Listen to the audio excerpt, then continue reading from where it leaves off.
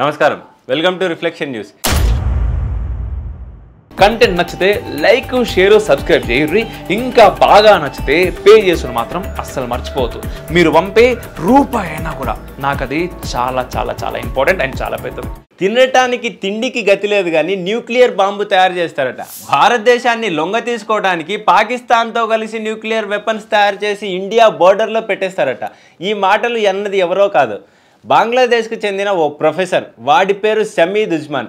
ఢాకా యూనివర్సిటీలో ప్రొఫెసర్గా పనిచేస్తున్నాడట. వీడెలా ప్రొఫెసర్ అయ్యాడో అర్థమే కాలేదు.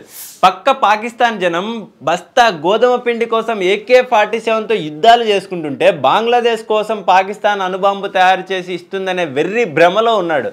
బంగ్లాదేశ్ మిలిటరీ ఆఫీసర్ల సెమినార్లో మాట్లాడడానికి పిలిస్తే ఎగ్గేసుకొని వెళ్ళిన ఈ ప్రొఫెసర్ ప్రపంచంలో పాకిస్తాన్ మించిన మిత్రదేశం బంగ్లాదేశ్కు లేదంటూ ఏదేదో వాగేశాడు. బంగ్లాదేశ్ విడిపోయిందే పాకిస్తాన్ నుంచి అన్న విషయం తెలియకుండానే వీడు ప్రొఫెసర్ ఎలా అయ్యాడో. రిజర్వేషన్లపై బంగ్లా యూత్ ఆందోళన చేయటం, ప్రధాని షేక్ హసీనా బంగ్లాదేశ్ విడిచి భారత్ వచ్చి ఇక్కడ ఆశ్రయం పొందటం, ఆ తర్వాత బంగ్లాదేశ్ అల్లకల్లోలంగా మారి అప్పులు ఇచ్చేవాడు లేక అల్లాడిపోతుండటం, ఇవన్నీ ప్రపంచం మొత్తానికి తెలుసు, ఈ ఒక్క ప్రొఫెసర్కు తప్ప.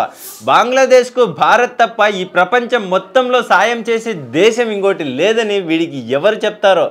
మోడీజీ ఒక్కసారి బంగ్లాదేశ్ మీద కాన్సన్ట్రేషన్ చేస్తే ఏమైపోతుందో ఆ దేశం పాపం. జై హింద్, జై భారత్.